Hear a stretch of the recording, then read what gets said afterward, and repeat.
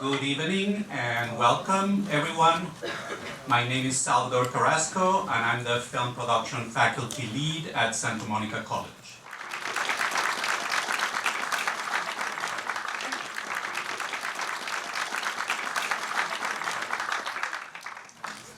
Tonight's event has a very special significance for us.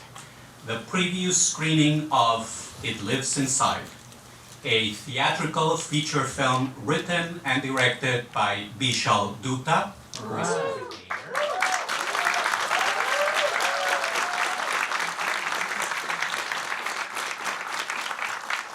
One of our very own SMC Film Production Program alumni.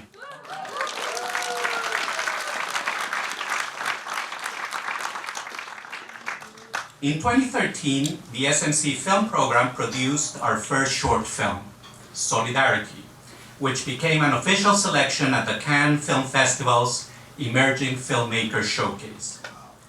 At the time, the then president of the college, Dr. Chui Sang, asked me to present him with a document stating where I saw our program a decade later. If everything goes as planned, I wrote, we should be watching the first crop of successful feature films made by our graduate students in 10 years. So this is why this is such a special night for us. Here we are in 2023, 10 years later, about to share with you Bishal's Opera Prima, released by Neon.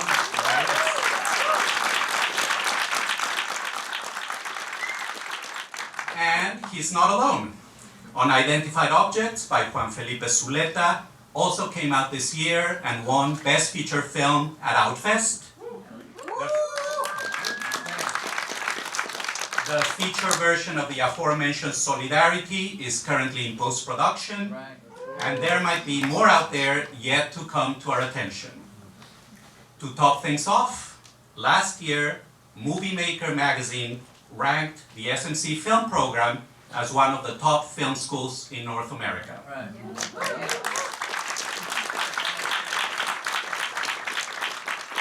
Now, I'm telling you all this because it is students like Bishal who give a name and reputation to a film program, not the other way around. As is sadly the case with some film schools that, while their label may put an ephemeral star of recognition on your forehead, it might also leave you ridden with an untenable debt for the few decades to come in your life. Bishal embodied the synergistic philosophy of our film program. We believe that you'll be a better filmmaker if you know your film history, are well-versed in cinematic language, and exert critical thinking when talking or writing about film. Conversely, we believe that you'll be a better historian, educator, or film critic if you have experienced firsthand the incredible challenges and realizations inherent to the filmmaking process. I first met Bishal in my critical studies class on representation of ethnic minorities in cinema, and I was taken with his boundless curiosity and passion for learning. It was the same in the filmmaking classes. He was always willing to collaborate with others, and his classmates' projects invariably gained from his involvement. I remember his film 32 scene, his own take on Kubrick's Eyes Wide Shut, where one can already sense precursor elements of It Lives Inside. His thesis film, co-produced with SMC, Life in Color, was also an official selection at Cannes, and you can see his name in the credits of just about every project made at SMC during his time here. In addition, we had the opportunity of spending a couple of weeks together in Italy, where I had the pleasure of mentoring some SMC students in the making of guerrilla-style short films conceived, shot, and post-produced in only a few days, the exact opposite of what we do in the college.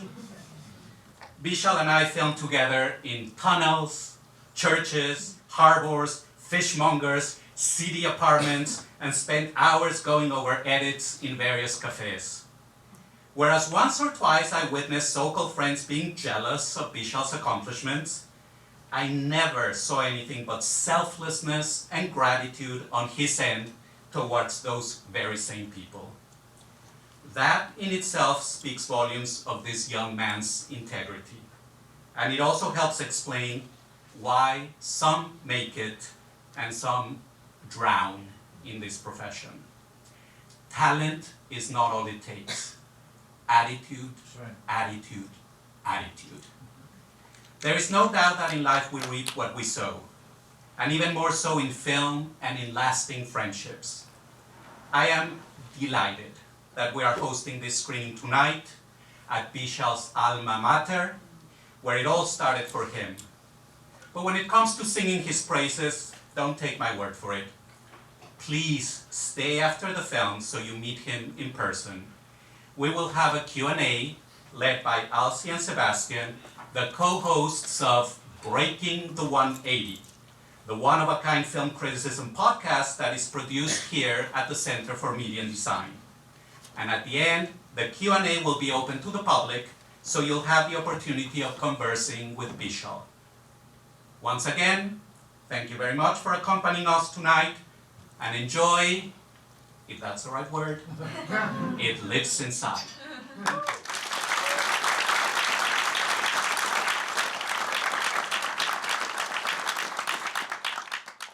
Let's jump right into it.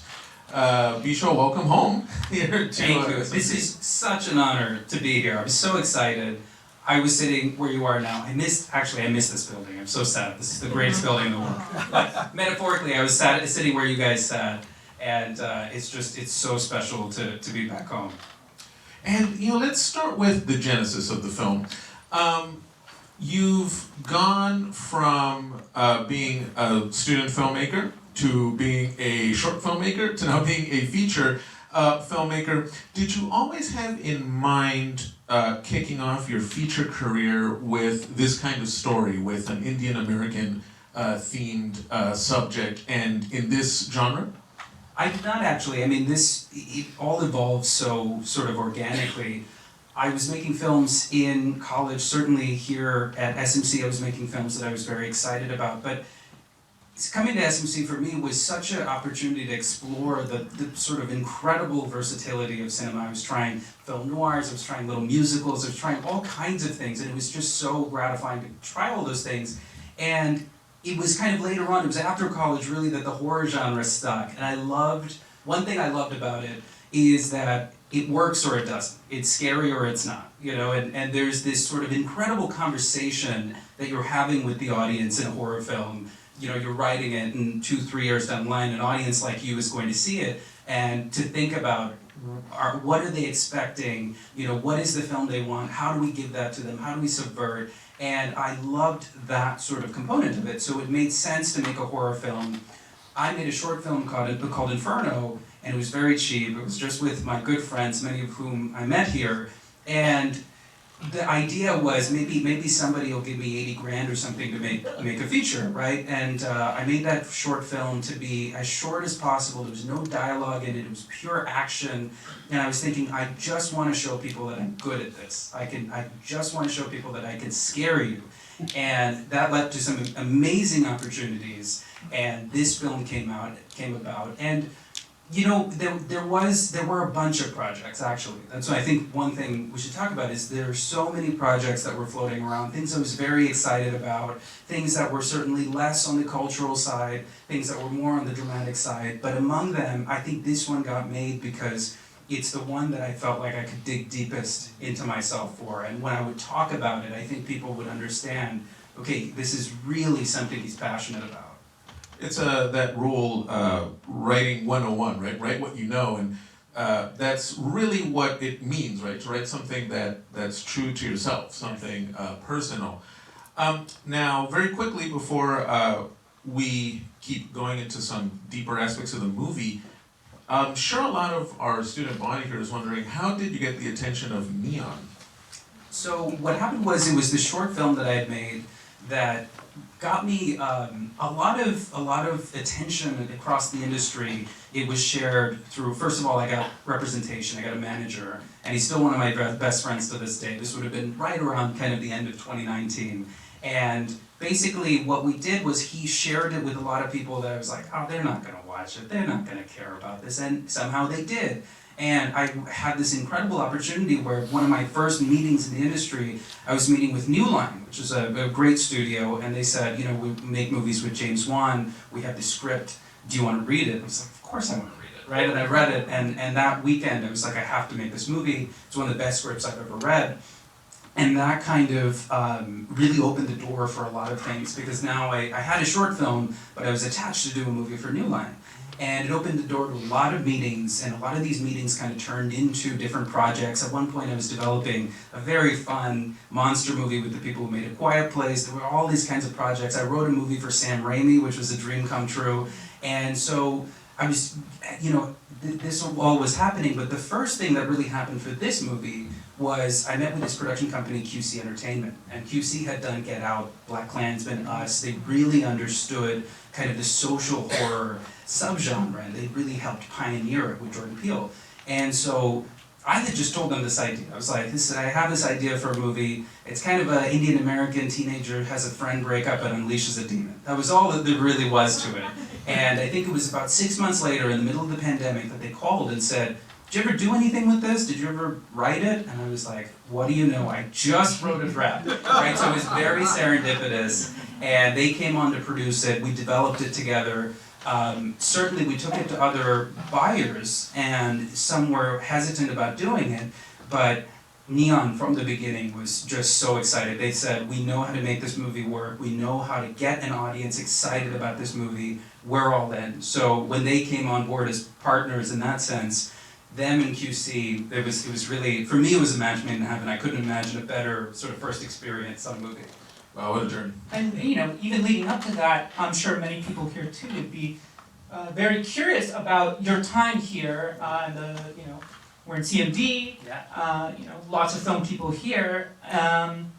How the film classes here, and also your time at Cinema del Mare, kind of prepared you for the path you're on right now. You know, meeting with studio execs and making this horror film.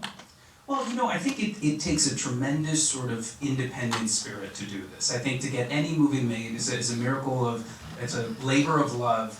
And I think one of the things I got here was this feeling of like, nobody's gonna give it to me. Nobody's gonna just hand me this opportunity. And it felt like I would learn things, and it felt like the best way to learn them was go home, get some friends together and shoot something and figure out, okay, well, this is why film noir works. This is why this thing works. Here's why Hitchcock makes sense, like this shot to this shot. So it was a lot of practice, really. And that practice I thought was so fulfilling for me.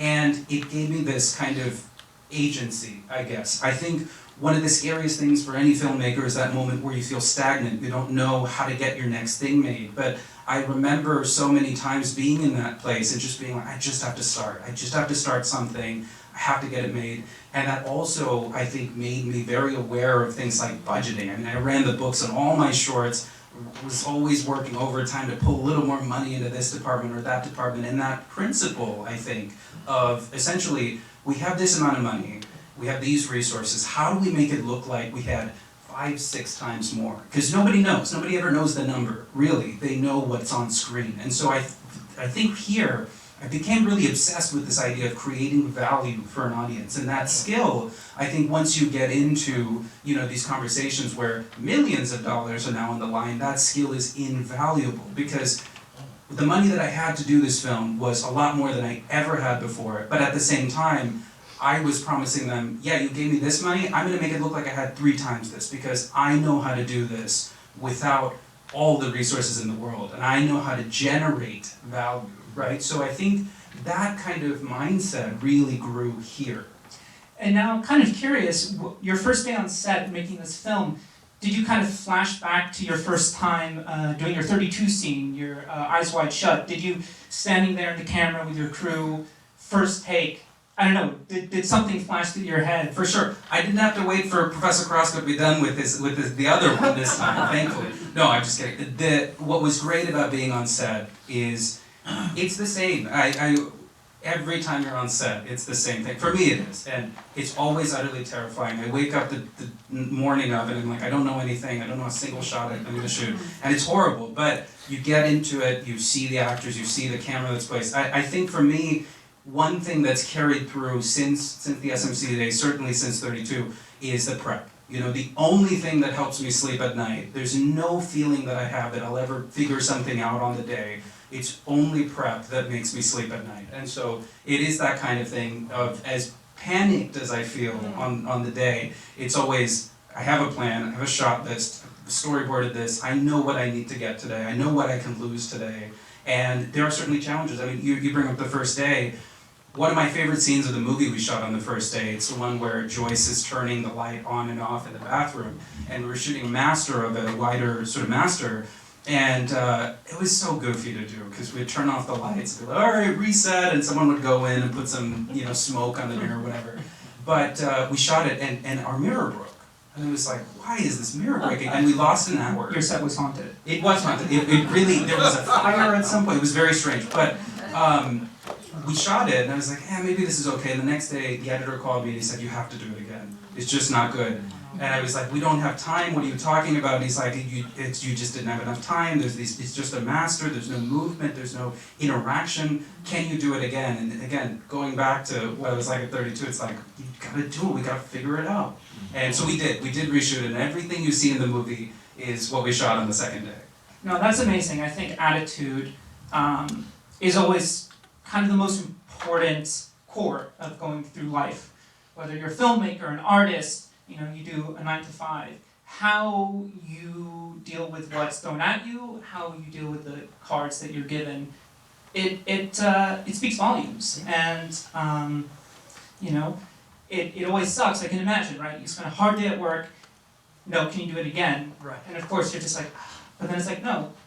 Actually, this might be an opportunity for us to do it even better than we did before. For sure. 100%.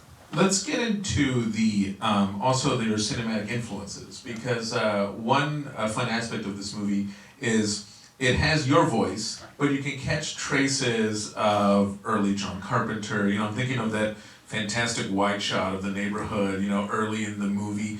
What directors and titles were you looking at when prepping It Lives Inside? Well, you know, I'm so glad you bring that up. I think it's very much a love letter to a lot of horror movies that I loved. And I think part of the project was always, I was thinking about, man, these movies were so impactful on me, but I've never seen an Indian family in these kinds of stories. What does that kind of look like? And then it was, how do I be as sort of specific to the Indian experience as possible, but also pay homage and also kind of work on this project of creating the aesthetic of a horror film. So we were pulling a lot of influences.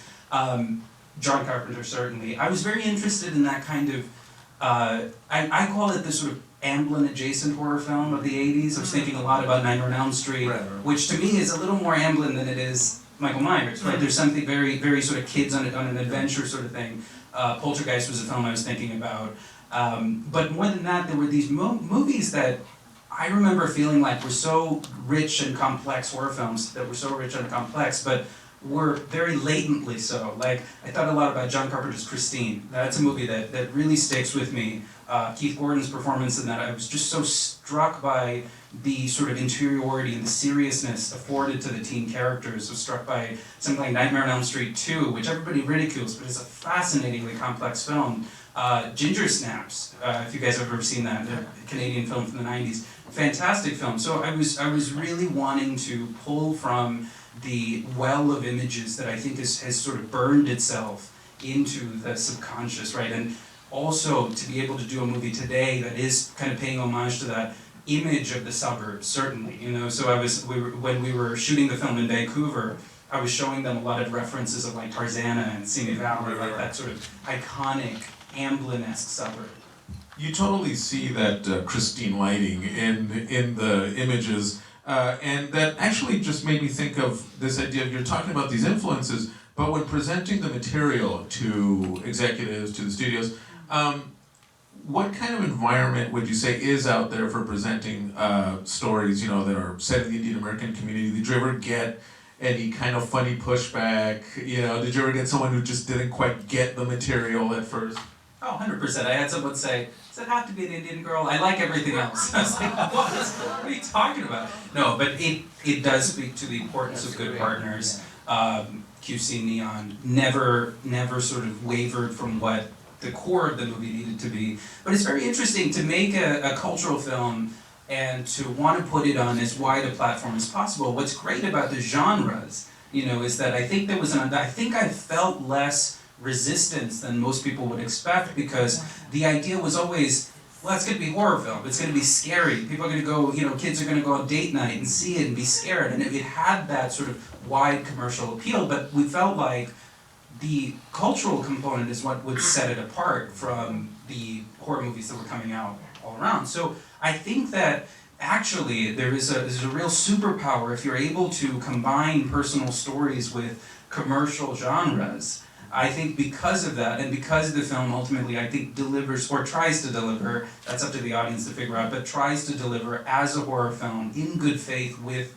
a horror audience, I think because of that, there was just so much more real estate for me to be specific to my experiences, my family's experiences. And it's interesting you brought up Amblin adjacent, because in this movie, it's centered around high schoolers. It takes place at a high school, and what I've often noticed, not just in horror, when you're trying to portray this very interesting slice of life that I think a lot of people had very wild experiences with, you tend to see the same kinds of behavior present in film, especially when you have underrepresented voices. Right. If you see bullying, it's the more overt racism. Right. What I liked about this movie is you pulled back that, and instead you showed more the kind of unconscious racism. At the very beginning of the film, when her friend pulls out the phone and says, "Can you say something in Hindu?" Right. Which is, it's Hindi. Yeah. Those kinds of things. Or even the opening of the film, when Samira, who she asked people to call her Sam, right? She is shaving her arm, and that kind of thing. And we don't see that as much represented in film, let alone horror. So can you speak to how you brought that into the script and how you refined that, or how you went about that process? 100%. I'm so glad you picked up on that. I mean, it felt like there was an opportunity to deepen a conversation. I think we talk about a film like Get Out being such a significant cultural moment, and for me what a film like Get Out did was that it allowed us to explore a lot more of the nuance of the conversation of race in America. And it was always important to me that this movie is not about racism with a capital R. It's not about necessarily that sort of outward antagonism that you face. For me, it was significantly more about what you feel about yourself, right? And because of that, I thought it would be too easy for example, Russ to turn out to be like a total, maniac or whatever. Like, it felt right that the only antagonist of the film was the creature. And I wanted to treat all these characters as empathetically as possible, but at the same time, it felt like there was, I don't feel like I could make a commentary or make a statement on behalf of the Indian American population. It's too big, it's too diverse, that's what's great about it. I felt like what I could do, however, is be honest to behavior and be honest to the reality of my upbringing or the upbringing of my family or friends. And so I tried to, as much as possible, sort of imbue, I guess these moments into the visual moments. There's a moment when she's running out of her house, and she smells herself to make sure she doesn't smell like Indian food. It's stuff like that that is tangible, factual, is not intellectual, it's not didactic, it's just immersive detail. That's the kind of stuff that I wanted to litter across the movie. And there were these interesting opportunities like the puja party sequence. I mean, my family had those, and they were massive and they were so fun, and I think it was just like, if I can get the costumes right, if I can get the food to look right, if I can get the decorations to look right, and then allow the camera to just be inside of that space, then I felt like that was the best approach I could take culturally with it. Rather than ever be outside of it and try to explain anything, just drop the audience inside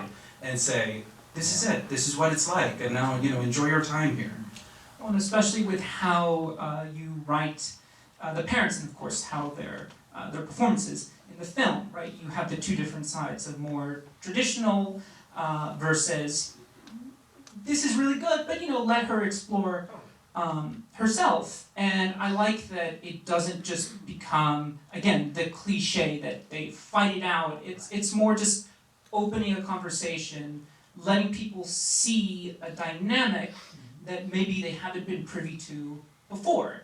It's respect, but also embracing different sides. Absolutely. I'm so glad you brought up the word dynamic. That was a very interesting part of the writing of this movie. I certainly grew up feeling kind of caught between two worlds almost, but like my Indian part of my identity, the American part, and it felt like that was a great sort of conflict for the film. And in a way, in the movie, Sam stands on one side of the spectrum, her mom stands on the other side, and I never wanted to be like one of them is right, you know. And it felt like if they could meet in the middle, that would be emotionally satisfying, and it felt like it would be truthful to the reality of things. And I think that's a great way to segue into the casting of the movie, which is fantastic. All the characters really fit so well with the lineup that we see in this movie. How did you go about choosing the cast that we see in the film? How did you know, okay, these are the actors who will bring to life this story? Megan, for example, Megan was the first person that I met for the role, and I met a lot of other people, but she just was very much stuck in my mind for the role. I think one of the things I look for in actors is, are they both sides of the character arc? Do I see both sides of the character arc? I certainly in Megan saw that kind of shy, awkward teenager at the beginning of the film, but I also saw the kind of action hero, the Ripley at the end of Alien. I felt like she could do that, and you know, we certainly took a chance. The film is really built around her in such an important sort of perspective way, and there's so many close-ups of her. I'm so sorry to anybody that sat in the front row, but you know, all that is to say, like, I think it was a very conscious choice that once we find our actor, like, we're really going to build the entire film around her, and then all the supporting characters that came in. Youre was in this. She's a massive Indian movie star. Betty Gabriel was in Get Out, Vixa Hay, Gage Marsh, Mohana Krishnan, and especially I was very impressed with the young actors as well, because I think it was so important to me when we were talking about the movie that they weren't fitting into the types, like you said, Sebastian, that they weren't trying to kind of fit into stereotype, that they were doing something that felt authentic. So one of the things was, I made a rule for them, is we're never going to talk about other movie characters when we talk about your characters. We're going to talk about real people. Tell me about your friends, tell me about your parents, your family. And that actually opened up a great conversation, and we talked a lot about our sort of the real people in our lives that reminded us of these characters. And I think that's what helped it, because I think there was a real opportunity for the movie to be only a horror movie, which is a very strange thing to say, because the genre is so robust, but the best horror movies are kind of, you know, predicated around families or people that feel real, you know, and I think that's what was important to me, was to make sure that these people felt real. When working with the actors, because you know, working with actors, it's great, but at the same time, I mean, it is consuming work. Did any tips from your time here at SMC just come to mind while directing, and especially working with the actors? You know, from seeing some of the instructors here, from seeing them in action, was there anything that stayed in your memory on set?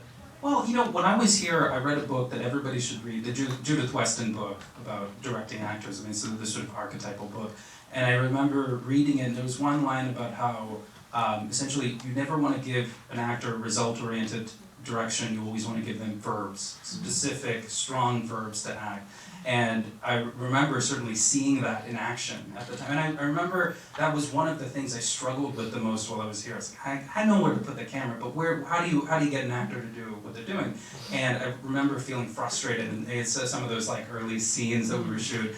Like, why isn't it happening? I remember giving a terrible piece of direction once, which was like, when people see your performance in this moment, they need to cry. And it's the worst piece of direction I did. I should get shot for that. But, you know, but it's the kind of thing where, like, I think that kind of shift in watching, certainly people like Professor Carrasco direct on set, it was like, oh, you get a lot farther by being in the present, not being result-oriented. So that was a big thing I took away. Well, something else I'd love to bring up in terms of from then to now is kind of your visual style, going from your 32 scene to Inferno. You developed a very unique look. It stands out right away, and I was kind of curious, how did you develop that? And if you could speak on some of the people that you worked with. Do you still work with the same people? And are any of them here today? 100%. I mean, I wouldn't say I have a style yet. This is my first movie. What do I know? You know, hopefully I have a style one day. I certainly have instincts. I have things that I like and I don't like. But I would attribute a lot of what you're talking about to working with the same people. I mean, I've worked with the same DP since I was in college. This is so funny. He's not here right now, but I was 19 and I reached out to him, and he was like a professional DP at the time. He was like, I'm gonna make a movie that looks like Lawrence of Arabia in 2001. He's like, cool, how much money do you have? He's like, $1,600, you know? So, It can be done. yeah, you know. But Matt is my DP, and we've worked together for 7, 8 years now, and you know, it was really important to me that he shoot the film, because we have this great communication where there's a mutual respect. I think what's important to me is that the director-DP relationship has to add up to 100, no matter what the configuration is. That's all that needs to happen. So I'm very camera-focused. I'm very much like, here's where the camera goes, here's how it moves, because I need to know how it cuts. I don't know a thing about lighting. I don't know anything about it. And so Matt is very much a genius of lighting, and he can just conceptualize emotion into lighting so well. So we have a very sort of complementary relationship. And with this movie, I mean, there were certainly some, you know, tenets that we were living by.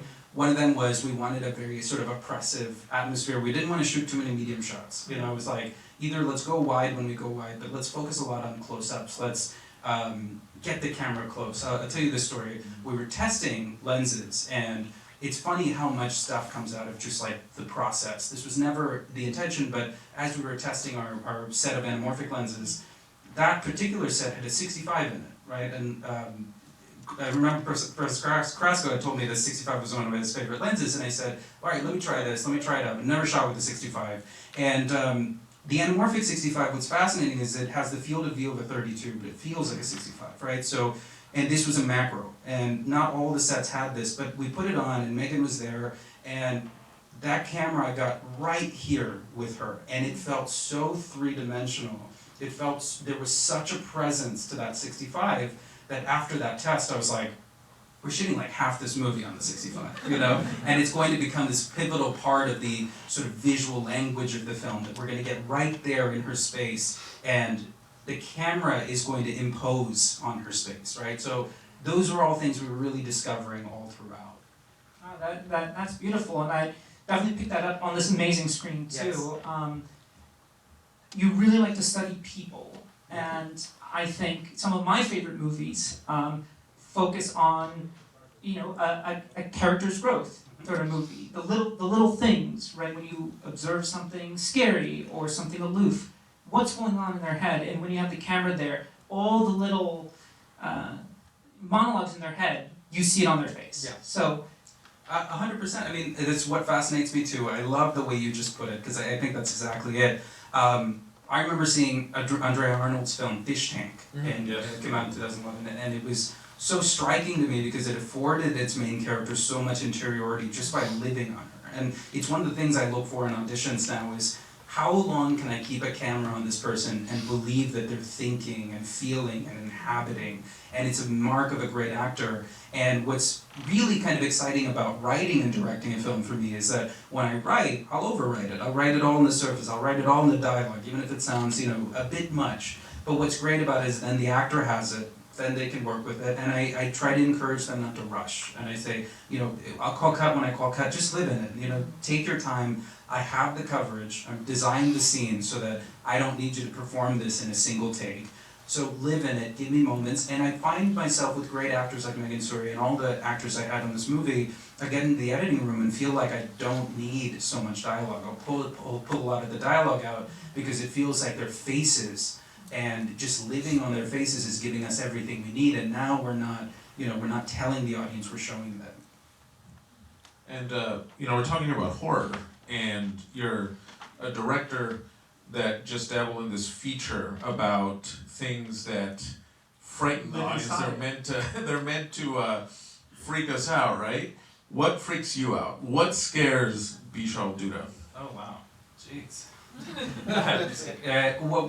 What's kind of fun about a movie like this is that you get to draw on a lot of different fears, and horror it's kind of unscientific. I've tried to read a lot of like papers about it. What is the brain response of suspense? And the reality is nobody knows. It's just you feel it when you feel it. It's scary when it's scary. And so I think writing a horror film is all about trying to access what scares you, because hopefully if it scares me, it scares you too, right? And so with this movie, I think there were three kind of levels of things. I think first of all there's the primal fears, things that will scare everybody on a very sort of evolutionary level. I think the eyes in the closet scene we worked on so much to get just enough detail in the darkness that you understand there's something there with a presence, but not enough that you understand. And that kind of uncanny feeling I felt would really affect that kind of 10-year-old in all of us who was afraid of the closet. And then there were kind of emotional fears, right? One of the sequences that has always stuck out to me is Sam's nightmare, where she goes to see her mother at the table. And I always thought one of the worst things that could happen is to hear your mom cry. I was like, that's a great start to a horror set piece, right? And then the other thing is just like, I was telling you this before, I have a laundry room at our apartment, which, you know, I was writing it at this apartment, and it has one of those timed light switches, right? I'm telling you, every single time I time myself too short and it goes out and I think I'm gonna die when the light goes on. And so that was just something I was afraid of for so long. I was like, I should write a scene about this. You know, that scares me so much. We should put a scene like that. So, yeah. Well, I was going to connect that to how the monster, you know, and of course we don't want to spoil too much for those watching who haven't seen the movie yet, but let's just say you don't reveal too much until the third act. Yeah. Was that always the idea? What determined how much we see? Because it's a film where so much of the terror and the scares are based on atmosphere, and how what's more frightening is what you can't see, but you can sense. 100%. I mean, I'm the most original filmmaker in saying that I was influenced by Jaws and Alien, but you know, really though, it's impossible not to be influenced by those movies when you're making a movie like this. And one of the things for me was the mythology of this creature, the Pichash. It's the kind of living embodiment of fear, and I thought that if the audience could project their own kind of fears onto it for much of the movie, I knew we had to give them a reveal. And there was actually a conversation at one point, budgetary conversation, where it was like, do we have to show a monster? I was like, yes, we do. We absolutely do.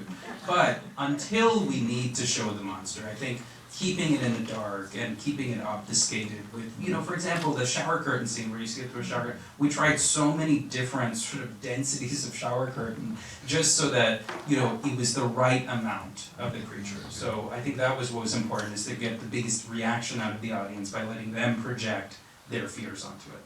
Well, on the creature too, I mean, some of the great horror movies, the classics, Alien, even The Thing, are famous for using prosthetics and practical effects.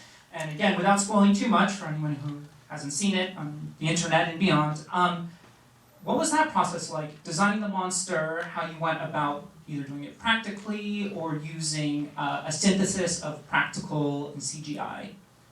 I was very much inspired by some of my favorite movie monsters from the 80s. Pumpkinhead, the Stan Winston Pumpkinhead is one of the best. I remember like the end of The Fly when Jeff Goldblum splits apart and like the fly comes out. Stuff like that. Hellraiser, there's a great sequence in Hellraiser where Frank is like reconfiguring himself with his organs. And I just remember being like, loving the texture of that, and that I think was the feeling that inspired the practical approach, right? Was that I think that there is something viscerally impacting about something that we shot in front of a camera. It was physically there on the location, we filmed it, we lit it, you know, there's something that feels real about it. With that said, I think CGI is a tremendous tool. We certainly used it on this movie, we used it to augment what we'd already shot, but I was so lucky on this movie. I got to work with this guy, Todd Masters, who's a creature designer. He did the Borg Queen in Star Trek First Contact. He's a legend. The guy's amazing. And as we were designing this thing, it was always about sort of calibrating the design towards evil incarnate. You know, with the first couple of designs I saw, it felt a little animalistic. Its eyes were kind of on the side of its head. It was like, this looks like a fish. You know, you gotta bring it all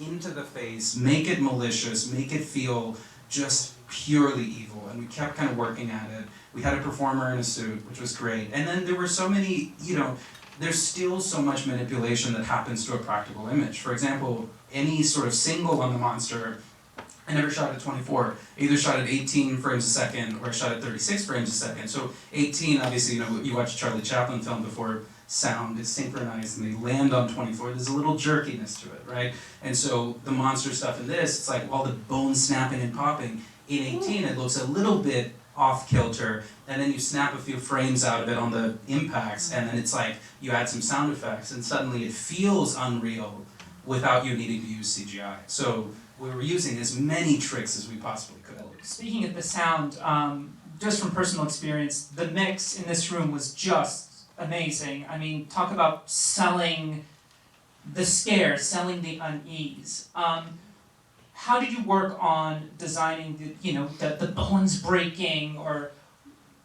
the things that haunt you at night? What was that process like? And for the more nerdy people out there, working on the mix, the final mix. For sure. Sound is crucial to the experience for me. Sound is crucial to a horror film. I think with this movie, a lot of the sound was written into the script, right? I like to write sound in the script just so the actors know what they're reacting to and all that. There were two sort of major components of the sound of the movie. First is the performance of the monster. It's very interesting to construct a performance of something that remains invisible really for much of the movie. And so our sound designer, Nolan, he had put together really a kind of library of stuff, and he would do it in passes, and we'd watch scenes together, and I'd direct it like it was any other performance. I'd be like, I don't think it would snarl here. I think let's pull that back. The steps are too loud. The bone popping, I think it would be a little slower here. So that was a very interesting process. And then in terms of the mix itself, I just had so much fun kind of creating perspective with the mix. In this mix, we tried to do a lot of like things happening all around the surround, so you as the audience are kind of, did I hear that, right? Like we wanted to create that same feeling for the audience that our main character has in her sort of fragile state of mind. So the sound in this movie is crucial. I'm so glad you brought it up there. Because it's now part of SMC history, so Another round of applause for Bishal, SMC, Neon.